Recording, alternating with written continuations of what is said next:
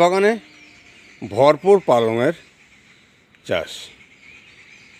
ছাদ বাগানে পালং পুরো শীতকাল, ইভেন শীতের আগে থেকে, সেই নভেম্বর মাস থেকে পালং খাওয়া শুরু হয়েছে। এই গ্রো ব্যাগগুলো থেকে প্রথম নভেম্বরে পালং বসানো হয়েছিল, যেগুলো কেটে ব্যবহার করা হয়ে গেছে। পালং দিয়েছিলাম যেগুলো একবার করে কাটা হয়ে গেছে।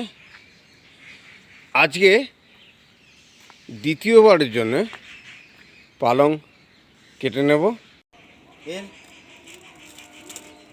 এই পোর্শনটা কেটে মিডিলে যে পাতাগুলো গজাচ্ছে ওই পাতাগুলো থেকে যাবে। তাহলে সমান ভাগে কেটে নিই, তাহলে 15 দিনের মধ্যে আবার পাতাগুলো গজিয়ে খাওয়ার উপযুক্ত হয়ে যাবে।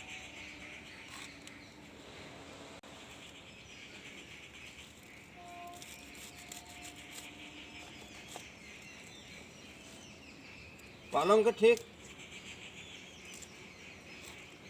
পাতাগুলো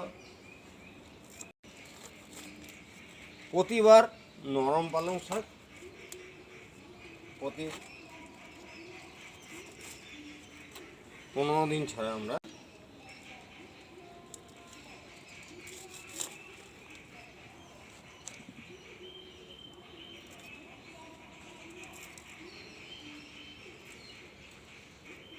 একদম পরিষ্কার করে শুধু পাতাগুলো কেটে নেওয়া হলো। কোনো পাতা নষ্ট হবার না।